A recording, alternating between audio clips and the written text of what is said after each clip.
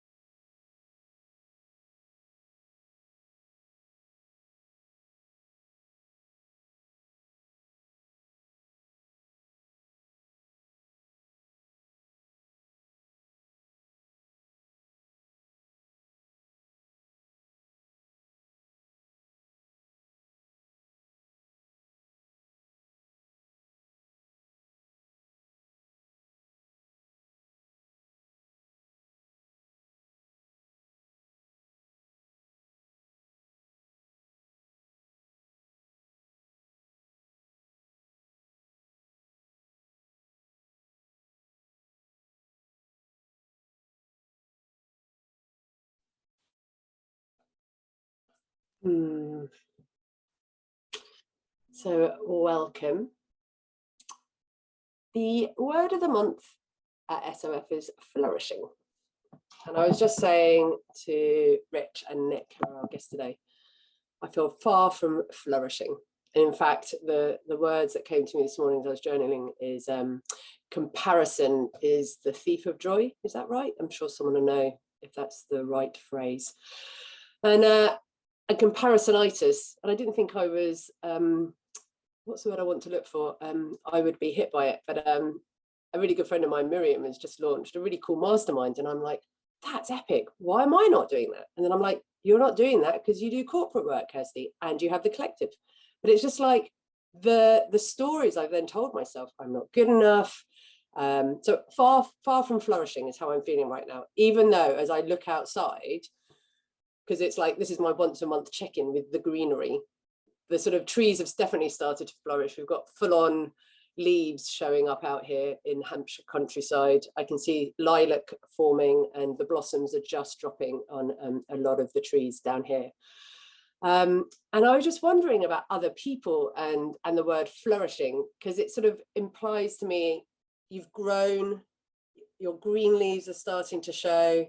We're not necessarily in full bloom, but the energy is there that you've sort of kicked through to that, the flower is showing and you're starting to be seen and to be noticed. And I was just curious for others what flourishing, when they hear that word, means.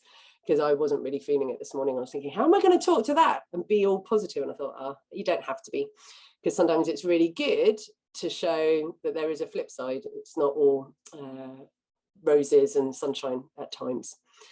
And then I realized that this is going to be a really good segue into the subject that Rich and Nick are going to talk about when it comes to internal contradictions, but with a lens of the Chinese elements. And being me, I always like to look at different things, and I sometimes feel like, oh, I did chemistry A level and physics A level, and I'm meant to be all sensible and do the grown-up things, but actually this is grown up, and I really think the work that Nick is doing is really fascinating, and it's a really great way to help us understand ourselves. Plus, as you know, many of you are facilitators, coaches and trainers, even consultants, creatives, and we need to understand ourselves. We need to be able to see things sometimes differently and hold space for others. So I'm really delighted that Nick and Richard said yes to being the guests today. And I'm going to step back because many of you know Rich. He's a really good friend of SOF and one of my best mates. So he's going to run the pod today, no pressure. And I'm just going to join in and participate. So Rich and Nick, welcome. Thanks very much, Kirsty. Before I introduce Nick, I think we're going to just check in with each other. Is that right, Kirsty? And do the what's now the SOF. Exactly what we're going to do. But see, I just keep forgetting everything today. It's okay. So the SOF ritual, or one of the rituals now, is to check in with each other and say, "How are you?" Yeah. Really? Yes. And if you were with us at the March gatherings, that was at the March pod, that was with, what's the word I'm looking for?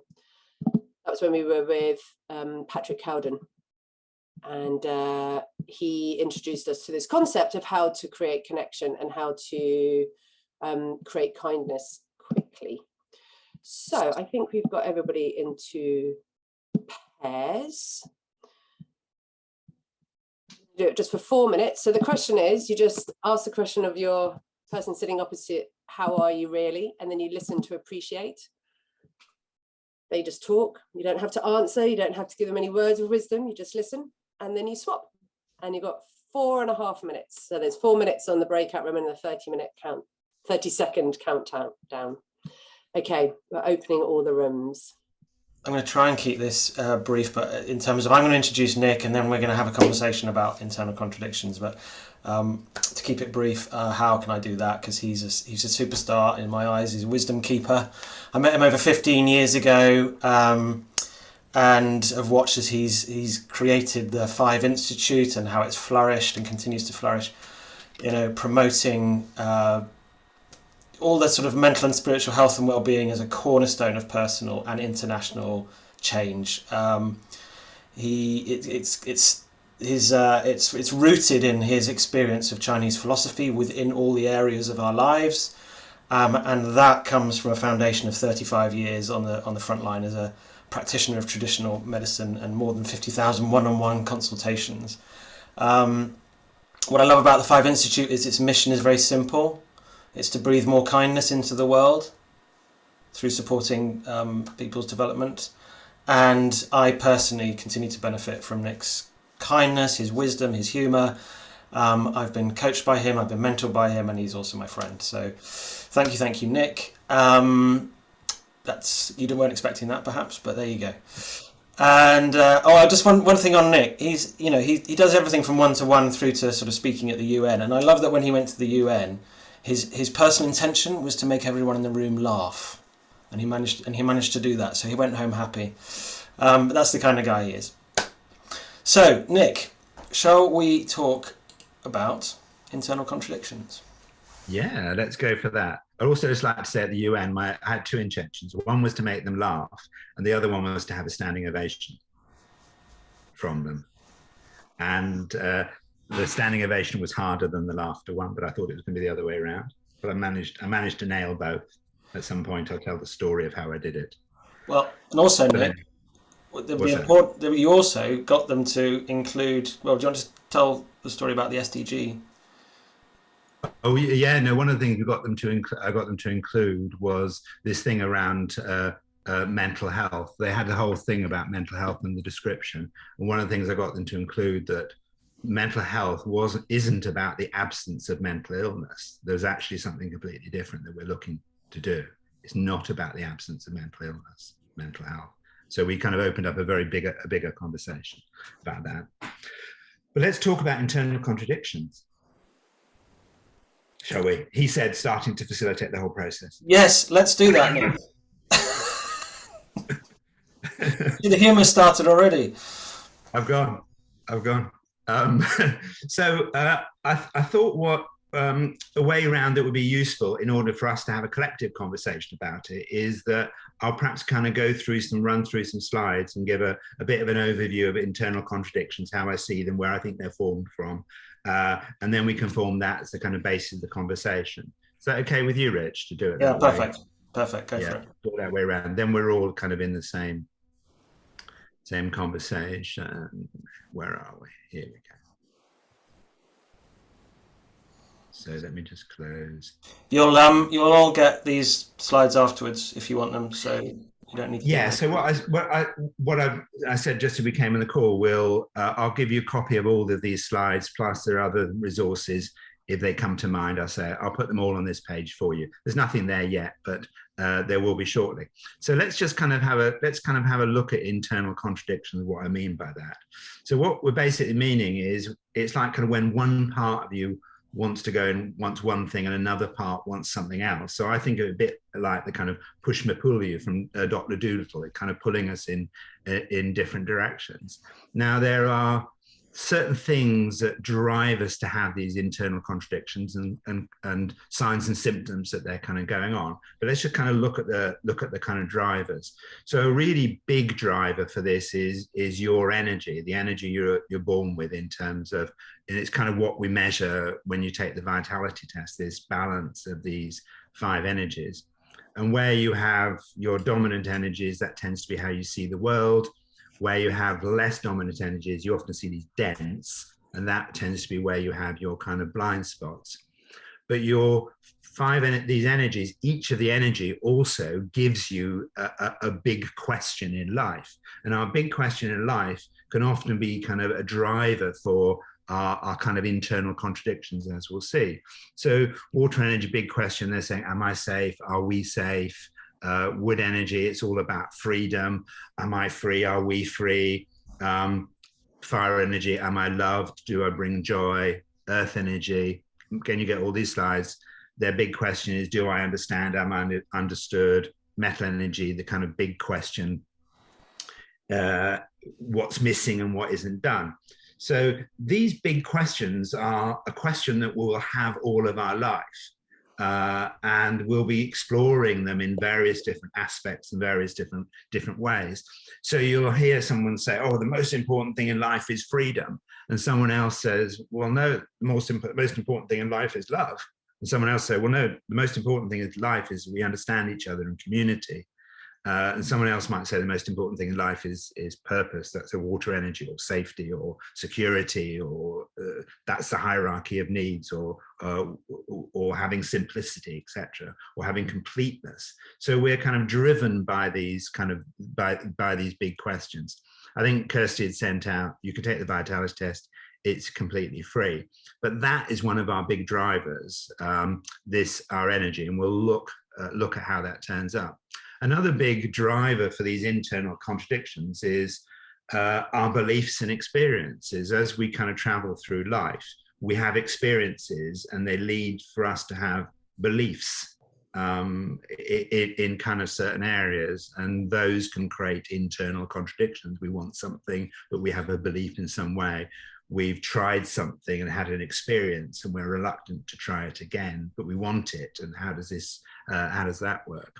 Then your values can create an internal contradiction. There's a whole kind of school of thought about values, of this is important to, this is what I believe to, this is what I hang on to in life.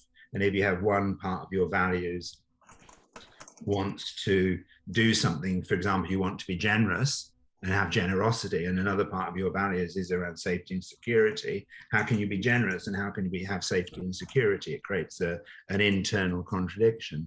And another one, a really kind of big one, is our identity in our boxes, as we call them, as part of the No More Boxes movement.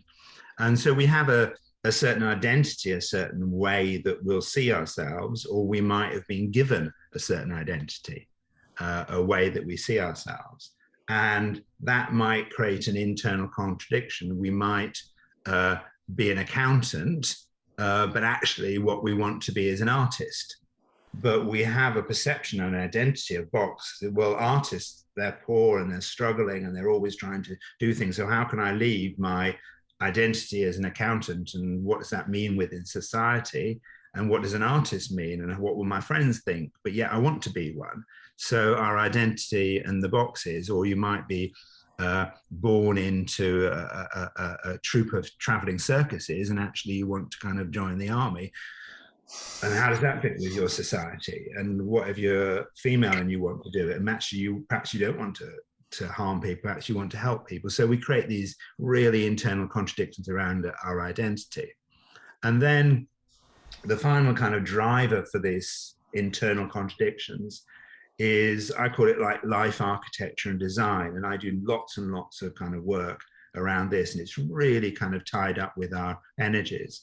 So it might be, for example, you might have designed your life, have an architecture of your life or your business, and you think, oh, I'm running a community, and that's what matters to me. You've got lots of earth energy, you want to create understanding, you want to create unity, you want to create connection, you want to bring people together, you want to nurture, you want to teach, you want to do things. And therefore, the very thing to have that would be a community. And that is wonderful because it serves your earth energy well. But what happens if you have a lot of wood energy and you want freedom? So what do you do with that? How do you deal with that? So every combination of 1, 2, or 2, 3, or 4 energies can have an internal contradiction that you have created because you haven't actually designed the architecture of your business or your life or what you're doing in a way that allows you to accommodate the kind of balance of those energies, for example. So that's one of the things that goes on. So these are the kind of main kind of drivers that we have going on. So what would be the signs and symptoms that you have an internal contradiction kind of going on? Well, the classic one is stagnation and stuckness. That's the classic one. And if you think about, I don't know what's happened there. Sorry, let me just. There we are. If you think about the kind of push me pull you going one direction, something going in another direction, so you get two strong forces moving in a really strong direction, but opposite direction, you actually have kind of no movement. Or the other typical one is you have procrastination. Procrastination is a big subject and we do great big content on that. But procrastination is often driven by an internal contradiction that you can't really move forward because it just creates discomfort. But the discomfort of not moving forward creates discomfort. And the other common one is tiredness. It's exhausting having an internal contradiction because you're trying to use all your energy to move in two directions. Another big one you'll see is people just aren't happy. And then there is something about when we have an internal harmony and movement and all the things are designed, then kind of like magic things start to happen. And then if you have an internal contradiction, particularly over a long period of time, people start to not feel that good about themselves, low confidence. They start doing this comparison. They start kind of because why aren't I moving forward? Why are all these things happening to other people, etc. Well, it's because you've got an internal contradiction. Now, it's really important at this stage to say that we can get really kind of worried and concerned about our internal contradictions, but I really don't think we need to. It's just internal contradictions, once you understand them, and you just do a bit of detective work, and internal contradictions just leave massive clues. But we can, as we'll explore later, get really worried about them and think, oh, something's wrong with me, whatever. It isn't. It's just two parts. You kind of want something else, and you might just need to design your life in a way that will actually resolve that internal contradiction. We're going to look at different ways to do that. But I'm going to stop sharing my screen now, and we can perhaps, we need to, Rich, just have a chat or see whether there's any kind of questions or things. Yeah, I mean, for me personally, there's that is treating them as clues is really important, rather than treating them as other things that we say. Oh, my identity is my contradiction, for example. Oh, I'm always such a procrastinator, for example, is not necessarily a helpful message that we can give ourselves. But when I treat these contradictions as clues, it's like, okay, what's this showing me? Yeah. And I think one of the things that's really, really important within this is that if you're struggling with an internal contradiction that you perhaps don't need to, because you just haven't done a bit of a Cluedo on it, again, you can start to feel uncomfortable about yourself, but other people can get really frustrated. Why aren't you just doing this? It seems really kind of simple that you would just do this. But that's because they're looking at one side of the equation and they don't really know. So say you have a lot of wood energy and you're part of a community that wants to create revolution and change and do things, and you're all fired up and everyone's doing this. And then you have a lot of fire energy and actually you want to be loved and bring joy. And the community, the change makers and the disruptors don't get that you have a bit of you that really still wants to be loved, but that's just your ego. Well, no, it's not. It's a need. So how would you create revolution that you can still be loved and create joy, or how would you deal with that? And so there's lots of, and I think they're really fun. Internal contradictions, I love them because when you release them and you find they're often really simple, people go, oh, God, it's fantastic. And, I've got lots of fire energy. And they say, oh, God, I love what you do. It's wonderful. It's changed my life. And I go, oh, that's nothing. Oh, that's fine. It was really easy. It was just like two energies that just kind of needed to have a bit of architecture to get them to exist. So I love internal contradictions because they're magical when they get resolved. And yet we can, torture ourselves a bit with them. So I'm already feeling this yearning to but let's get to the solution. So maybe we just need to pause and give people a chance to actually work with what we've given them so far. Should we do that? Yeah, let's do that. Okay, so we're going to put you into breakout rooms and just want you to share if you can identify with an example of an internal contradiction. Okay, so is there something that you can already identify, or maybe an example that Nick's given? We're just going to do that first. The first part of the Cluedo is like a contradiction that I recognise and its effect. Okay, so I'm going to put you into breakout rooms, and we'll bring you back into the room afterwards. How long have we got, Richard? We better say is 8 minutes. Kirsty, is that okay? Yep, on it. Okay. I'm sorry, I'm facilitating again. I can't help it. It's like a drug. It's really good. I'll pause the recording. All right, that was. Welcome back, everyone. I hope you had some juicy conversations. So, I would love to hear from a couple of you, and Nick's going to take us through. So, what can we do about it? So, who would like to share a contradiction, perhaps? Yes, I can see Chris. Am I off mute? Okay.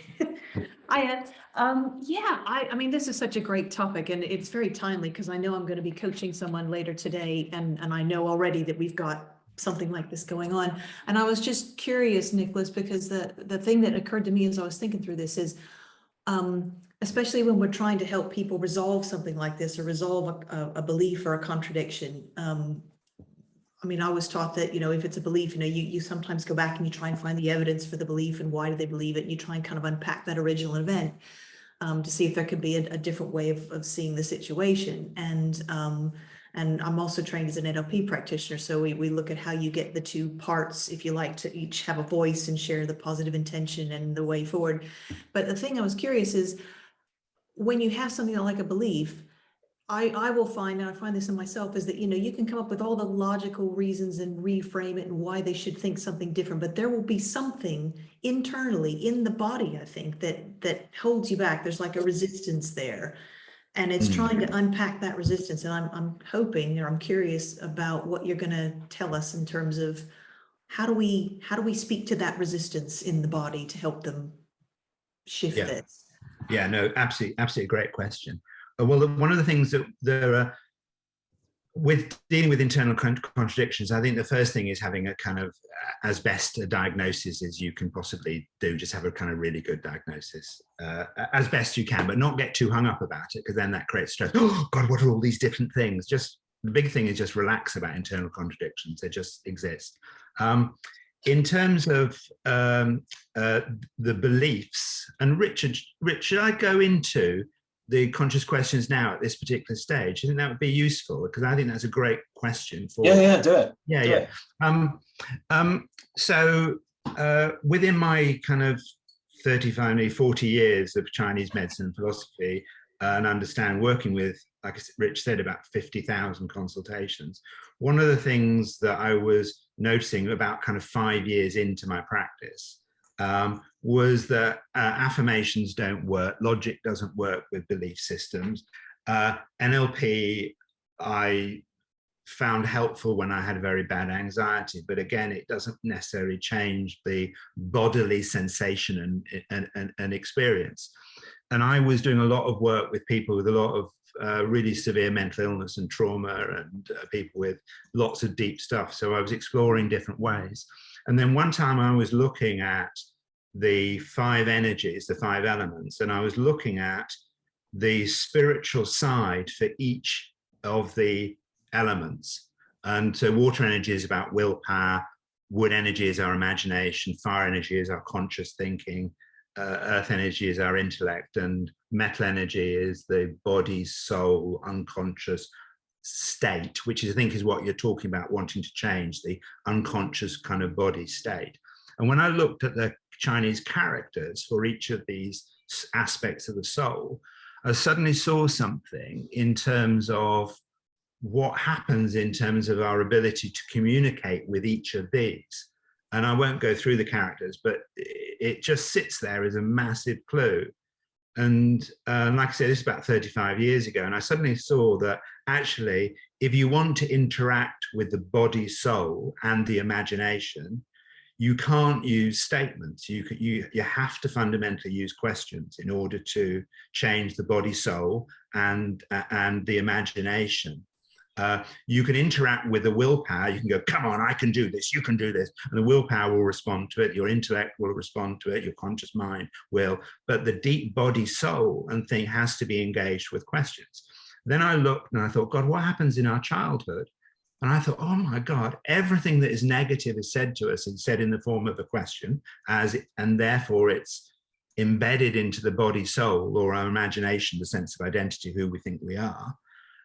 Because people say, oh God, what's wrong with you? Why can't you be more like sister? Why are you so badly behaved? Blah, blah, blah. And it's all put in a form of a question incredibly powerfully with an emotion. Why are you so stupid? Why can't you sit still? What's wrong with you? And so we get this identity and unconscious stuff and beliefs put into our body, soul in the form of a question, which it hears it. And then everything wonderful about us is put in the form of a statement. I love you. That's lovely. Etc. So we logically know we're loved, we logically know we're fine, we logically know all these things, but we don't hear it. So I then started to develop what I call conscious questions, which is when we consciously decide to create a question that will fundamentally change our experience. And you can use that to change the beliefs, and you can also use that to resolve internal contradictions or find out if they exist. So a typical question you'll ask will be, why is it, say you have an internal contradiction about money.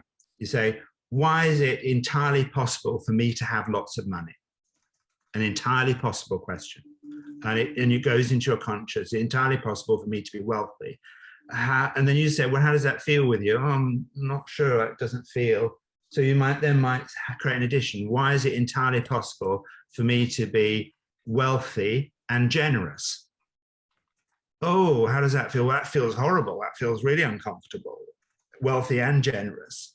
Okay, that gives us a clue. So then you might say, okay, why is it entirely possible to be wealthy, generous, and secure? How does that feel? Oh, yeah, I can see myself as wealthy and generous and secure, and then you then might add things into it. But there's a point at which the contradiction has been dealt with around, say, the wealth and the generosity, or the wealth and the generosity and security. So why is it entirely possible to be wealthy and secure? Yeah, but I want to be generous. So why is it entirely possible to be wealthy, secure? And so it's, you just create the conscious questions. And conscious questions, we do something called the Mindset Maker. We just spend a lot of time exploring how to construct question stacks of them. But the entirely possible is a really good question that you add things into to create that. And that's one of the solutions that we use with internal contradictions, of finding that really comfortable place of when you've undone the entirely possible. And then you might say, okay, and what would then you might come with a second question, and what would be the first thing I would need to be able to do that? Or, Nick, how would I design my life to have that? Thank you, Nick. I just want to refer to a question. I'm interrupting because there's a question about why. About why do you start with why? But I now see you've gone into what and how. So is there an importance in terms of stacking the questions with? Why questions are really quite powerful, because if particularly we have an internal contradiction, why is a really good diagnostic tool. Or why am I? Because you're asking the unconscious to come up with the answer to that question. Because your unconscious will always come up with an answer to the question. You just got to make sure it's a useful question. So you said, God, why am I so stupid? What's wrong with me? Your unconscious and your body cell will tell you why you're so stupid and what's wrong with you. So why is a very powerful, it will answer the question. And we do, why is it entirely possible? Because it's about a possibility rather than an existence, and it doesn't create a clash with our intellect. So we said, why am I wealthy? Your intellect will come in and go, you're not. Whereas you go, why is it entirely possible? You're in the unconscious, you're playing around, and then you're bumping into where the contradictions go. So why is it entirely possible for me to be an artist and yet financially secure? Why is it entirely possible for me to have a job and at the same time? And what would be my first step towards that? Or how would I do that? Or who would help me? And who could I ask to help me with that? So helpful, so useful in coaching and facilitation. They're just that combination. We can all integrate that into our language immediately. Yeah.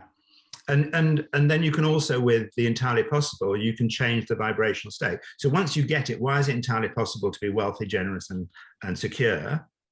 And then you move into a second question of how, or you can go, and why am I grateful for that? And how do I celebrate that? And then you're moving into a very different vibrational state of existence. So conscious questions are really good ways to diagnose and to treat, and then to facilitate what would the solutions be like, or who would I have to ask to find that solution?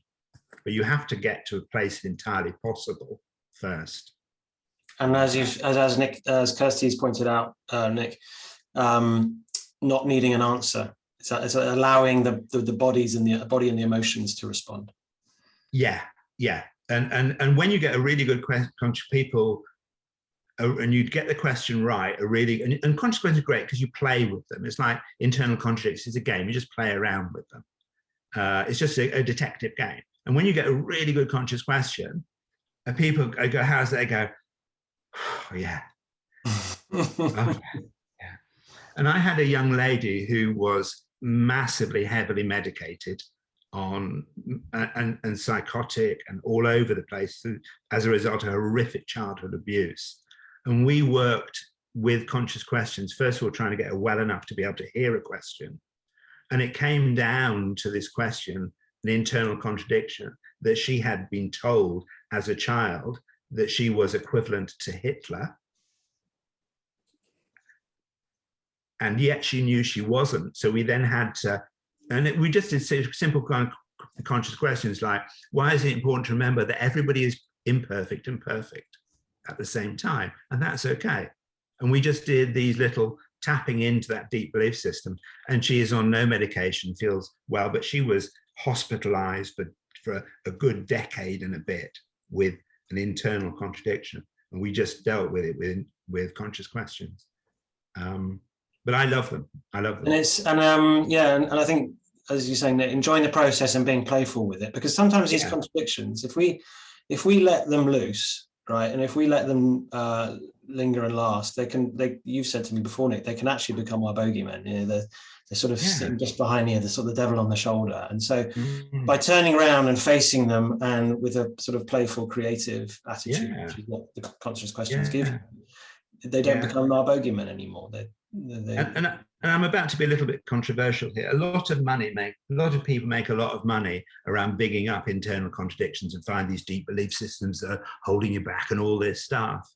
And they becomes this monster in us, this thing that's really holding us back. It's not, it's just an internal contradiction between two things. Work out what it is, create the resolution or the design, and they're gone.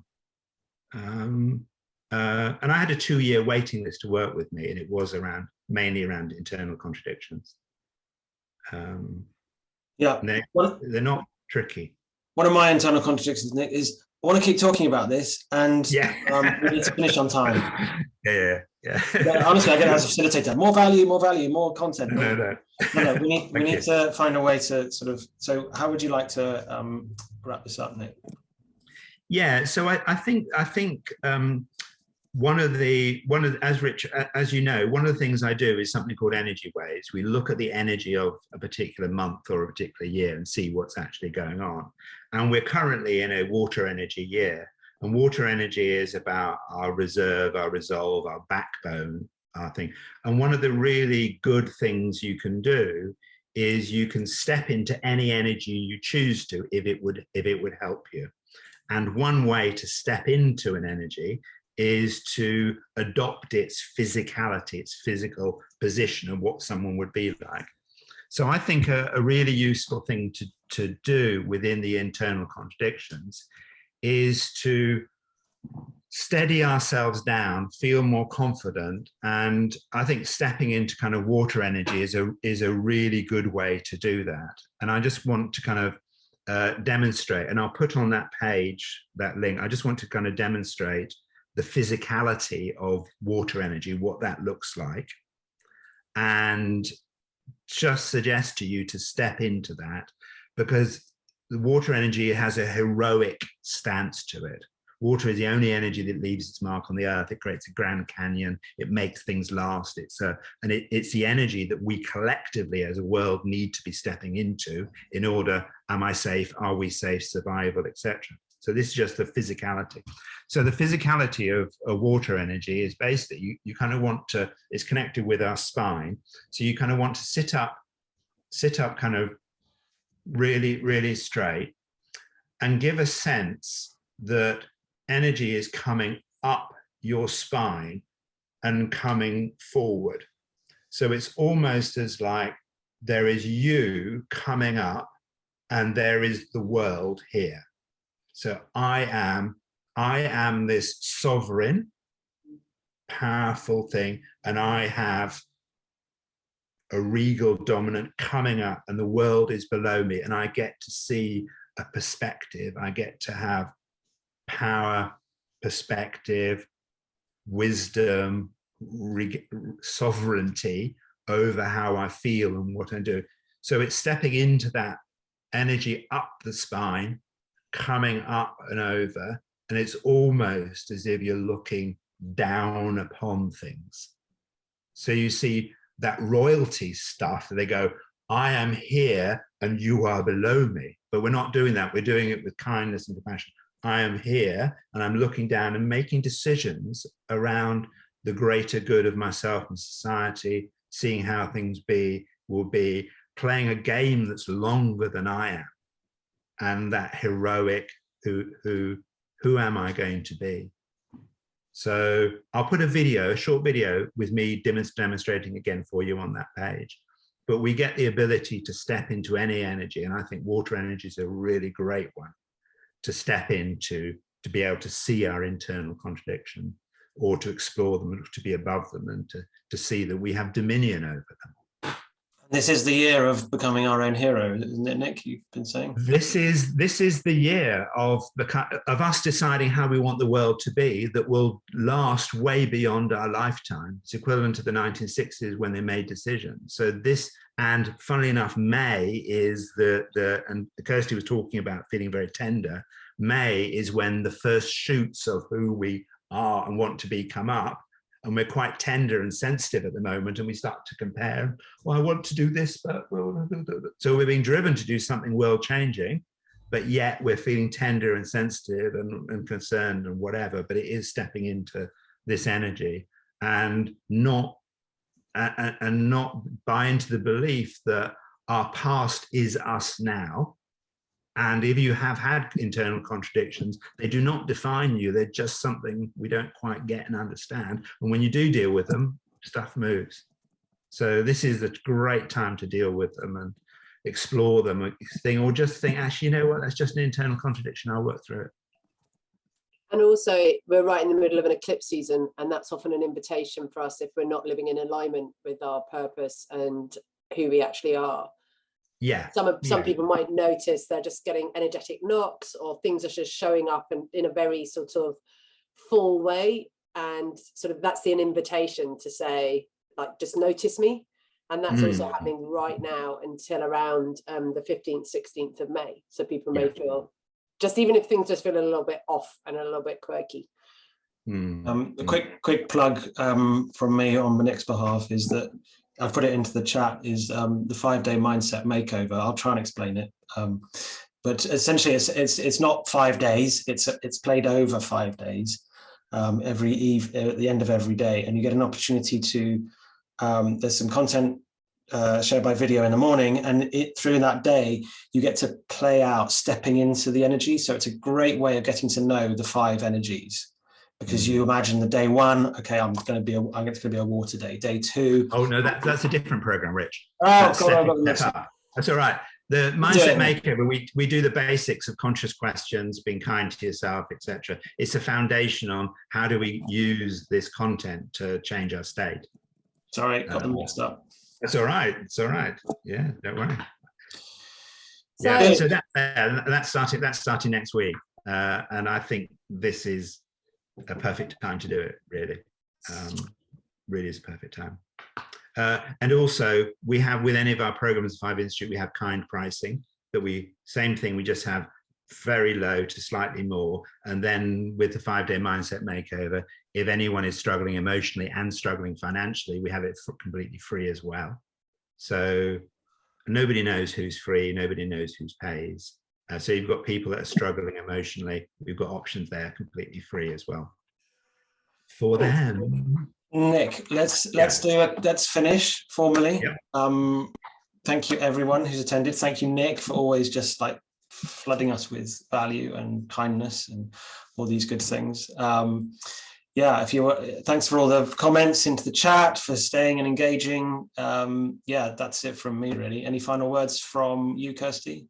No, just a massive thank you, and for everyone who has joined us and participated today. I've just got one notice. In a couple of weeks' time, I'm hosting another What's Your Stance class. So if any of you are exploring how you're showing up when you facilitate, coach, or train, and we're really diving into our body and our language. So not just how you design, like what are you actually doing? How do you do it?